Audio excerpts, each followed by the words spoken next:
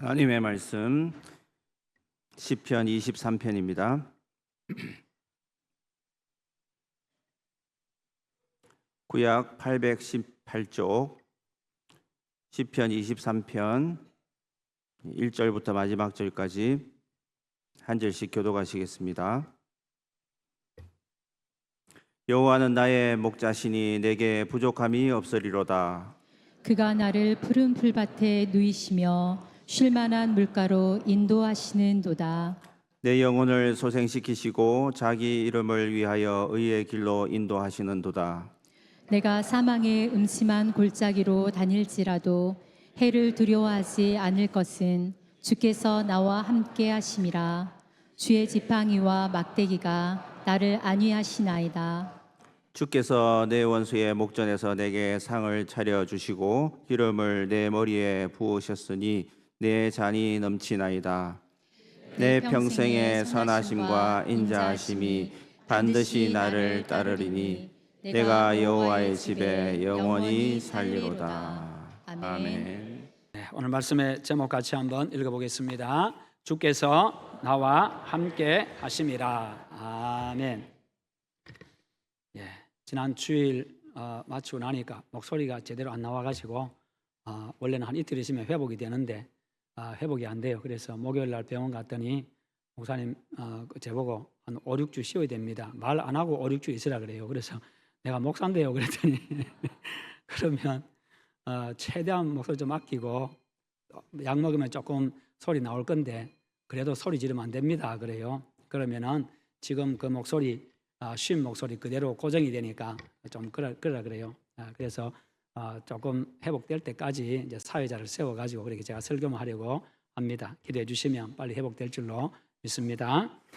예, 어느 여행가가요 아프리카 오지 여행을 하면서 원주민을 고용을 했습니다. 그리고 그에게 길을 좀 인도해 달라고 며칠간 이렇게 계속 여행을 해야 되는데 인도해 달라고 했습니다. 그랬더니 이제 원주민이 인도를 하면서 아주 빠르게 이동을 하는 것이었습니다. 그래서 이제 하루를 다 지나고 났더니 생각보다도 목적지에 빨리 도달할 수 있겠다. 그래서 참 좋았습니다.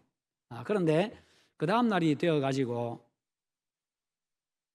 떠나려고 하니까 이 원주민이 떠날 생각을 하지 않습니다. 그냥 머물러 있어요. 그래서 불러가지고 통역을 시켜가지고 왜 지금 떠날 생각하지 않냐고 지금 출발해야 되는데 왜 안 가냐라고 물었더니 어제 우리가 너무 빨리 오는 바람에 영혼이 아직 따라오지를 못했습니다. 그러는 거였습니다. 그래서 영혼이 올 때까지 기다렸다가 영혼이 다 와가지고 내 속에 들어오면 그때 다시 출발하겠습니다 하는 것이었습니다.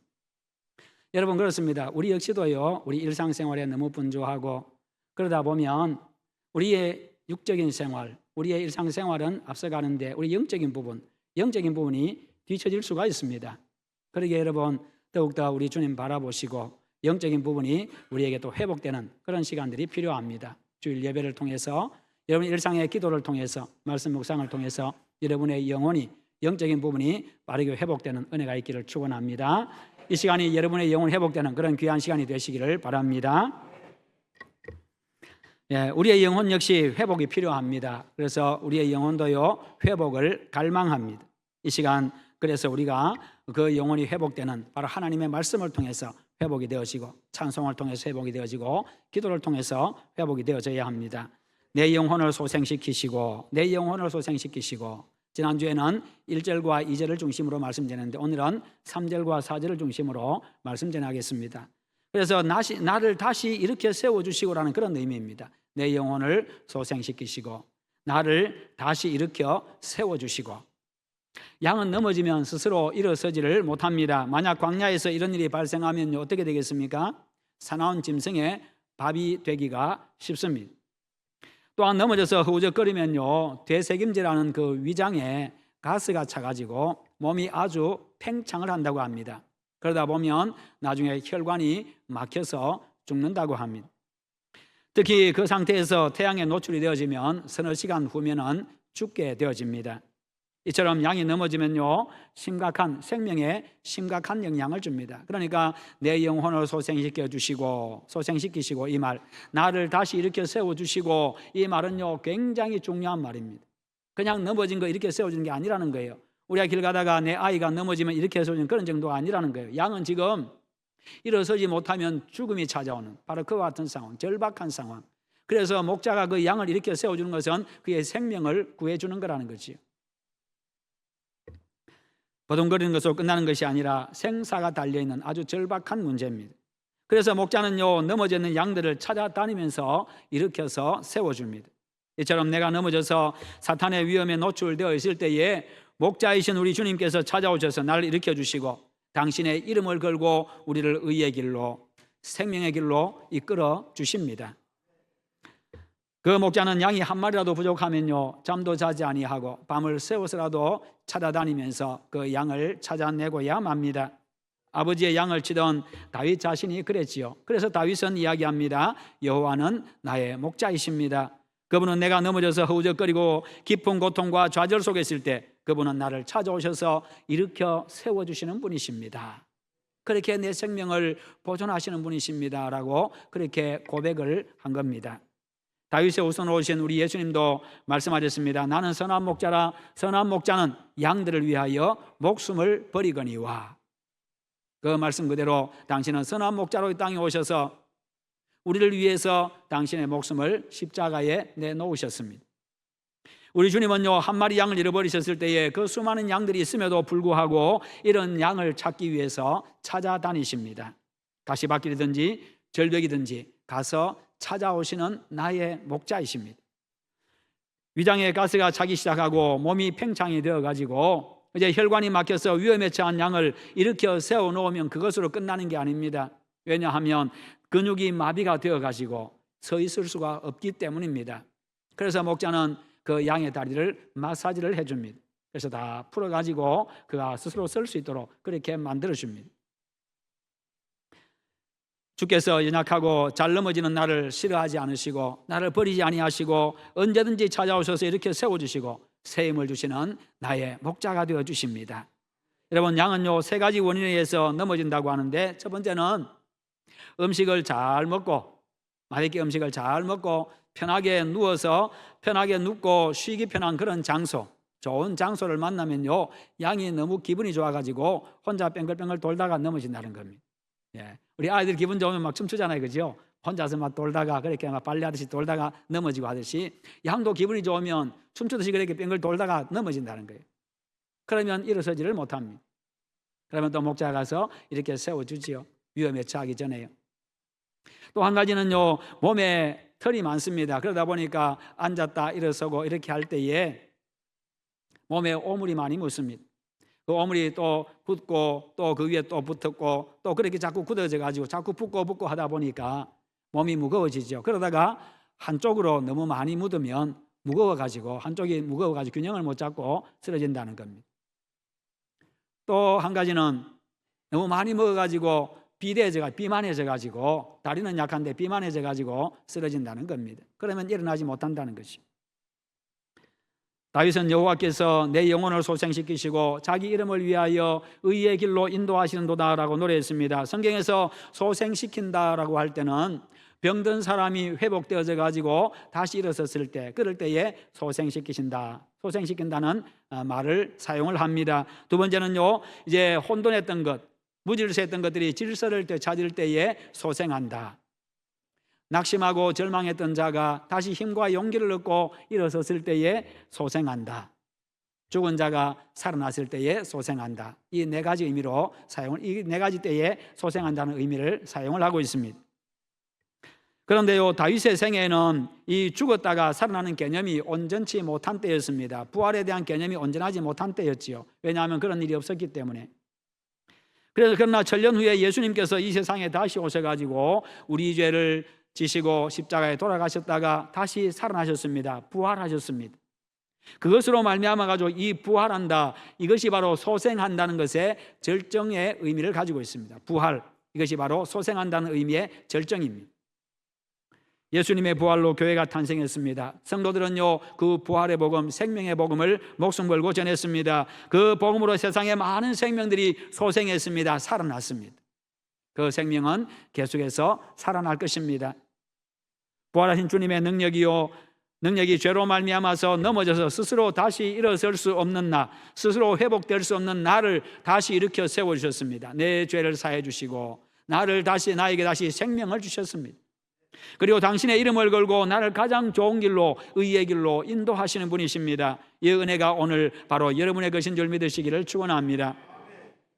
이 시간 주께서 그 능력의 손으로 피곤한 여러분의 육체에 세임을 주시고 낙심한 영혼을 새롭게 소생시켜 주시기를 축원합니다. 그 하나님을 바라보는 시간 되시기를 바랍니다. 1946년 11월 달에 사해 북단에 있는 와디 쿰난 지역에서 한 목동이 양을 잃어버렸습니다. 그래서 목동이 양을 잃어버리면 양을 찾아야지요. 그래서 양을 찾아다니는데 양이 보이질 않습니다. 그러다가 한 지역에 갔는데 절벽에 보니까 동굴이 있습니다. 그래서 혹시나 그곳을 타고 내려가서 그곳에 들어갔는가 해서 양의 이름을 부르면서요, 거기다가 돌멩이를 던졌는데 안에서 와장창하고 깨지는 소리가 났습니다. 그래서 이상하다 싶어가지고 절벽을 타고 올라가서 그 동굴에 들어가 봤더니 독이 여러 독이 있습니다. 그런데 그 독이 깨져 있는 거예요. 그래서 여러 독이 있는데 그 안에 들여다 보니까 이 양가죽으로 만든 종이, 양피지라고 하죠. 양가죽으로 만든 종이에 두루마리가 많이 있는 겁니다. 그래서 이 목동이 모르니까, 그게 뭔지도 모르니까, 또 그 당시에 뭐 글도 잘 못 배웠고 하니까 그것을 가져다가 고물상에 팔았습니다. 그런데 그것을 고고학자가 발견해 가지고 그것을 연구해 보니까 바로 구약 성경이었습니다. 두루마리 성경이었던 겁니다. 여러분, 1947년도부터 시작해서 1956년도까지 이 사해 서쪽 두 개 있는 와디 쿰난 지역과 11개 동굴에서요, 이렇게 많은 두루마리 성경이 발견이 되었는데 이것을 두고 사해사본이라고 합니다. 사해사본이라고 하고 쿰난 문서라고 이야기를 하는데 현재 발견되지 현존하고 있는 가장 오래된 구약 성경 사본입니다. 사람들의 손으로 쓴 사본입니다. 여러분, 이스라엘은요 수많은 동굴이 있습니다. 낭떠러지가 있고 협곡이 있습니다. 그런 곳에서 이스라엘의 목자들은요 양떼를 칩니다. 그러니까 가다 보면은 절벽이 나타나고, 가다 보면 또 이렇게 동굴이 나타나고 협곡이 나타나고 참 위험한 지역이 굉장히 많다는 겁니다. 그런 곳에서 양떼를 치는데, 그래서 다윗은요 자기가 양떼를 쳤던 지난 날을 회고하면서 이렇게 노래했습니다. 내가 사망의 음침한 골짜기로 다닐지라도 해를 두려워하지 않을 것은 주께서 나와 함께 하심이라. 주의 지팡이와 막대기가 나를 안위하시나이다. 바로 그와 같은 지역, 협곡이 많고 절벽이 많은 그 지역을 사망의 음침한 골짜기로 표현을 하고 있는 겁니다. 여러분, 이스라엘 양떼에게 이렇게 무수한 위험이 있었던 것처럼 세상에 사는 동안 우리들에게도요 수많은 어려움, 수많은 위험들, 수많은 고통들이 찾아옵니다. 그것을 다윗은 사망의 음침한 골짜기라고 그렇게 표현하고 있는데, 어떤 분은 번역하기를 어둠의 골짜기, 또 어떤 성경은 눈물의 골짜기, 그렇게 번역을 하고 있습니다. 표현을 하고 있습니다. 다윗의 생애에서 이 사망의 골짜기라고 하는 것은 바로 실제 상황이었습니다. 실제 그에게 상황이었다는 것이요. 죽음 앞에 놓이는 바로 그와 같은 상황이 수도 없이 놓였다는 겁니다. 어릴 때부터 목동으로 일하면서요 그는 대충 일하지 않았습니다. 아버지의 양떼를 지키면서요 사자나 곰이 와가지고 양의 새끼를 물어가면 쫓아가서는 그 사자나 곰과 싸워서 결국에는 그 양새끼를 찾아옵니다. 그렇게 목숨 걸고 짐승과 싸웠던 그 사망의 음침한 골짜기, 아주 위험한 그런 상황이죠. 목숨이 왔다 갔다 하는 바로 그와 같은 상황. 그런가 하면 그 경험 가지고요 하나님이 함께 하신 줄 믿고 그 거인 장수 골리앗과 또 목숨 건 싸움을 합니다. 결국 그렇게 승리하지요. 왕을 비롯해서 모든 군인들이, 모든 장수들이 다 두려워서 나가지 못하는데 소년 다윗이 나가서 그렇게 목숨 걸고 싸웁니다. 거기서 끝난 것이 아니었지요. 목숨 걸고 충성했던 그 사울 왕, 그 왕의 배신 때문에, 그 왕이 배신해가지고 시기 질투함으로 인해가지고 자신을 죽이려고 했습니다. 여러 번 죽을 뻔했습니다. 왕이 되어가지고 이 왕국이 안정되는가 싶었는데 나중에는 자기 아들 압살롬이 반역을 해가지고 아버지를 죽이겠다고 쫓아다닙니다. 군대가 자기 것이기 때문에 군대에 일으켜가지고 그를 제압하면 됩니다만 아들을 죽이지 못하고 자기는 도망자의 신세로 다니면서 또 목숨의 위협을 당합니다. 그런요 그것뿐만 아니었습니다. 늘 전쟁터에서 살았고 평생을 전쟁터에서 살면서 목숨 건 싸움을 했습니다. 그러니까요, 이 다윗이 내가 사망의 음침한 골짜기를 다닐지라도 해를 두려워하지 않을 것은 주께서 나와 함께 하심이라. 주의 지팡이와 막대기가 나를 안위하시나이다. 이렇게 고백하고 쓴 것은요, 혼자 앉아가지고 깊은 명상하면서 그냥 산을 바라보고 강을 바라보고 하늘 쳐다보고 쓴 그런 시가 아니라는 겁니다. 자기에게는 실제 상황이었다는 것입니다. 수도 없이 경험했던 그 실제 상황들에 대해서 하나님이 함께 하심으로 내가 이 사망의 골짜기를 내가 다 건널 수 있었고, 돌아서면 또 사망의 음침한 골짜기, 돌아서면 또 사망의 음침한 골짜기, 그런 것이 다가왔지만 하나님의 도우심으로 내가 여기까지 왔습니다. 그렇게 고백한 겁니다. 다윗의 생애 전체가 위험과 고난의 연속이었습니다. 사망의 음침한 골짜기가요, 그의 주변을 겹겹이 둘러싸고 있었습니다. 그러나 그는 두려워하지 않았습니다. 아주 담대했습니다. 왜요? 내가 사망의 음침한 골짜기로 다닐지라도 해를 두려워하지 않을 것은 주께서 나와 함께 하심이라. 짐승들로부터 나를 보호해 주셨고, 골리앗과의 싸움에서 나를 보호해 주셨고, 사울 왕의 위협으로부터 보호해 주셨고, 아들의 위협으로부터 보호해 주셨고, 수많은 전쟁터에서 나를 보호해 주셨다는 겁니다. 많은 사람들은요, 일어나지도 않은 일들을 두고 두려워하고 걱정합니다. 아직도 다가오지도 않았는데, 일어나지도 않았는데 그것을 가불해가지고, 걱정도 가불해서 한다니까, 사람들이요. 그럴 정도로 걱정을 참 많이 해요. 쓸데없는 걱정. 지나간 것 두고, 이미 지나갔는데, 이미 일이 다 벌어졌는데 또 그것도 걱정하고 있고, 그렇게 많이 걱정들을 하며 살아갑니다. 그런데 다윗은요, 몸 전체로 무수한 위험을 겪었습니다. 눈물의 골짜기, 어둠의 골짜기, 이 고통의 골짜기를 늘 걸었습니다. 전후 좌우를 분간할 수 없는 그런 어둠의 골짜기, 그런 골짜기를 걸었습니다. 그러나 그는 두려워하지 않았습니다. 여러분, 이 둘의 차이가 어디에 있다고 생각하십니까? 여러분, 위험이 없는데도 불구하고 혼자서 위협을 느끼고 두려워하고 걱정하는 사람이 있는가 하면, 사망의 음침한 골짜기 앞에서요, 지금 목숨이 왔다 갔다 하는 그런 위험 앞에서도 두려워하지 않는 이 사람의 차이 어디에 있다고 생각하십니까? 그것은 힘과 지식과 지혜를 겸비한 다윗 자신에게서 온 것이 아니었습니다. 다윗이 믿는 그 목자 때문이었습니다. 그분은 바로 여호와 전능자이십니다. 여러분, 여호와 하나님은 여러분에게 누구입니까? 진실로 그분이 여러분의 목자이고 여러분은 그분의 양임을 믿으십니까? 그렇다면 여러분들도 고난이 있고 박해가 있고 수많은 어려움에 겹겹이 쌓이고요, 단단한 벽에 부딪히고 천길랑 떨어지는 것과 같은 그런 상황에 처한다 할지라도 내가 그분 때문에 해받음을 두려워하지 않는다고 그렇게 고백할 수가 있습니다. 여러분, 그와 같이 고백할 수 있는 여러분 되시기를 축원합니다. 그 전능자가 나의 목자심을 믿으면 그럴 수 있다는 것입니다. 목자는 바로 그런 존재입니다. 어떤 상황 속에서도 떠나지 아니하고 늘 함께 합니다. 다윗도요, 자기가 치는 양들에 대해서 그렇게 했습니다. 숱한 어려움과 위험을 함께 감당했고요, 헤쳐나가면서 건져주고 보호하는 것, 이게 바로 목자가 하는 일입니다. 나도 그렇게 부족한 나도 그렇게 양떼들을 보호했는데, 내 목숨 걸고 보호했는데, 그래서 나는 연약해서, 나는 약해가지고, 나는 어리석어가지고 때로는 양떼를 놓칠 때도 있지만 하나님은 그런 분이 아니라는 것이요, 그분은 전능하신 분이시고 나에게서 한순간도 시선을 떼지 아니하시고 한순간도 방심하지 아니하시고 늘 함께 하시고 보호하시는 완벽하신 하나님이라는 겁니다. 그래서 두려워하지 않는다는 거죠. 사망의 음침한 골짜기도 내가 두려워하지 않는다. 여러분, 그렇습니다. 하나님은 누구보다도 가장 나와 가까이 계신 분이십니다. 내가 숨쉬는 내 숨결보다도 더 가까이 계신 분이 여호와 하나님이셔요. 그러면서 나와 함께 하시고 나를 보호하시는 하나님, 그것을 두고 임마누엘이라고 하죠. 임마누엘 하나님이라고 합니다. 하나님이 함께 하신다. 마태복음 1장에서 예수님에 대해서 그렇게 말씀하지요. 아들을 낳으리니 이름을 임마누엘이라 하리라. 에는 하나님이 우리와 함께 하신다.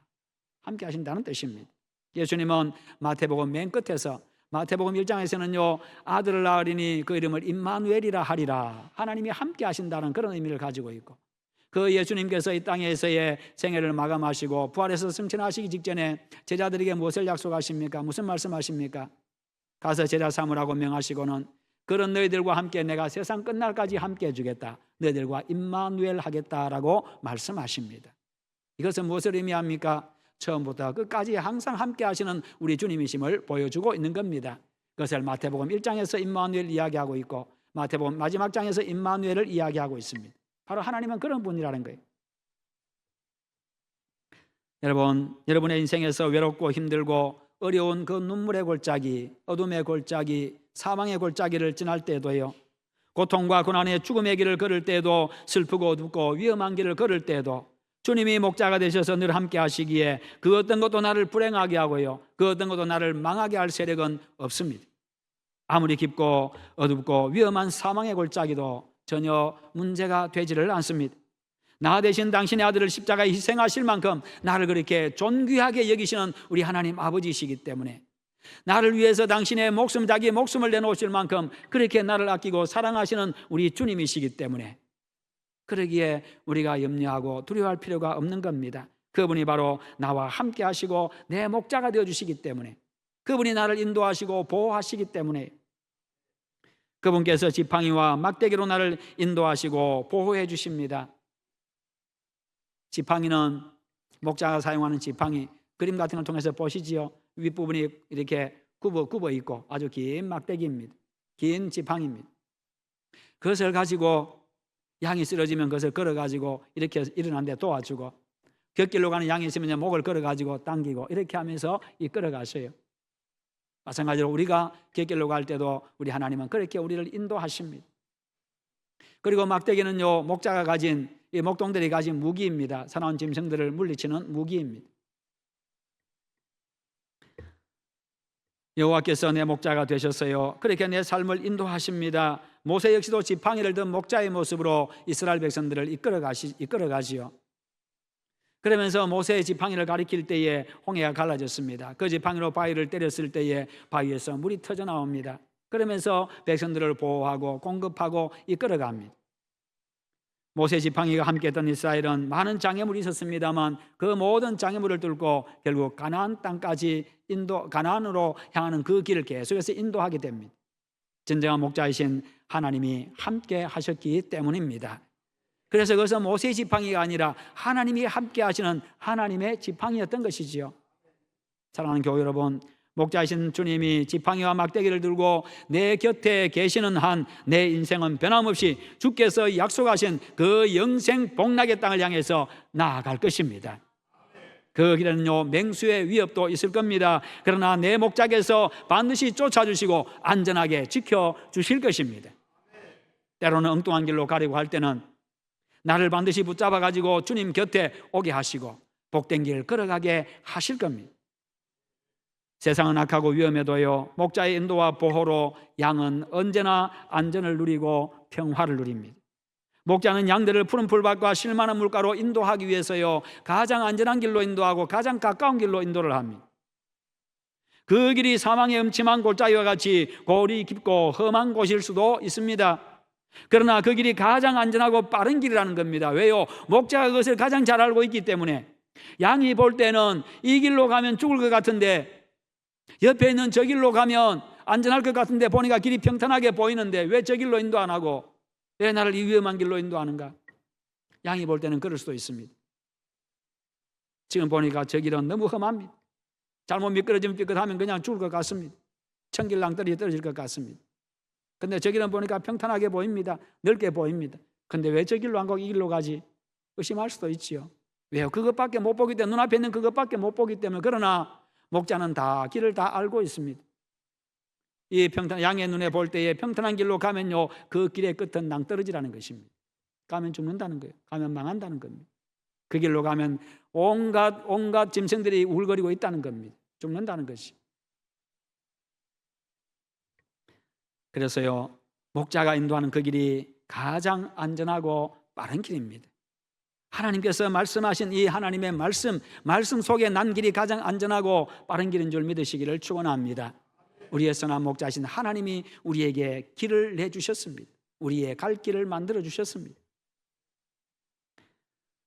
목자가 인도하는 길로 가야만 먹을 것이 있습니다. 그 길로 가야만 마실 물이 있습니다.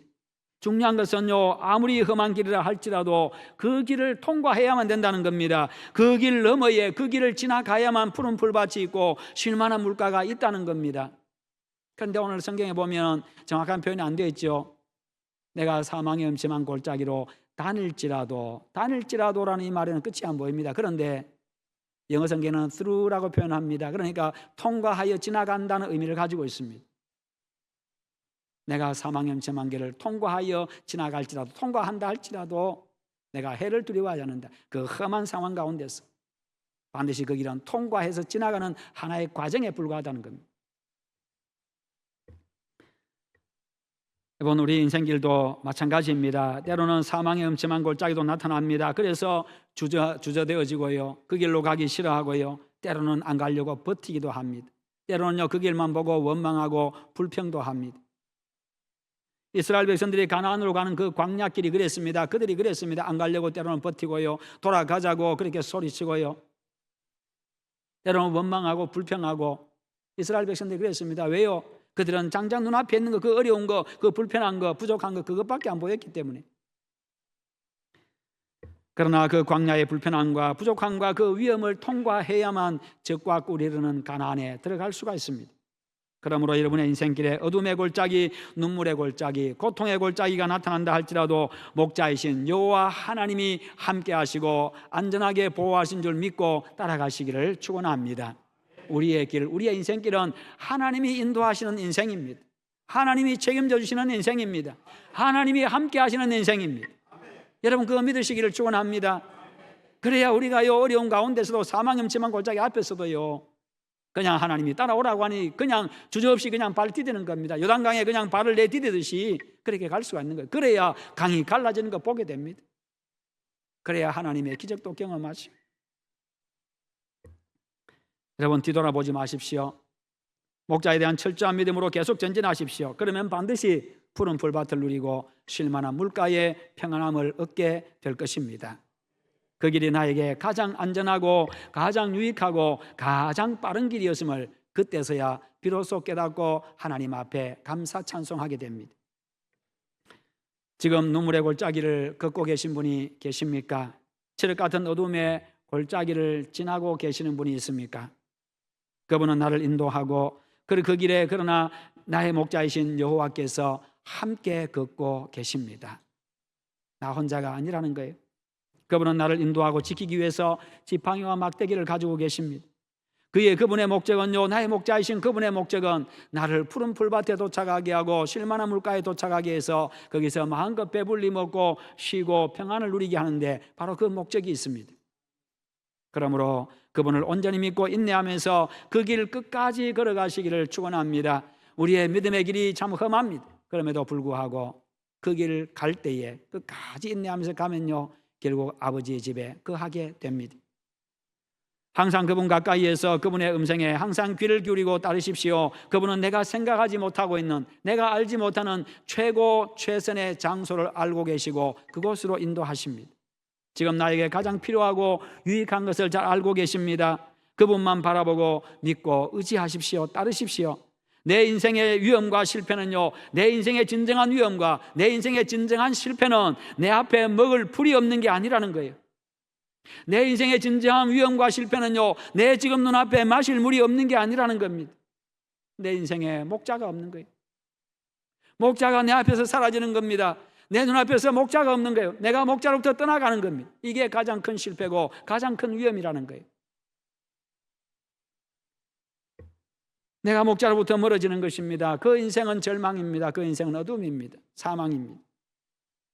지금은 내가 걷고 있는 길이 사망의 음침한 골짜기라 할지라도 목자로부터 떠나지 마시기를 바랍니다.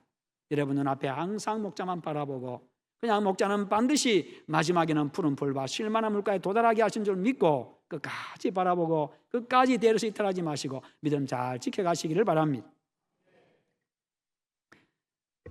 하나님이 내 눈앞에서 나를 인도하고 보호하시기에 안전합니다. 그분만 나와 함께 하시면 차디찬 죽음의 강도요 결코 나를 해하지 못합니다.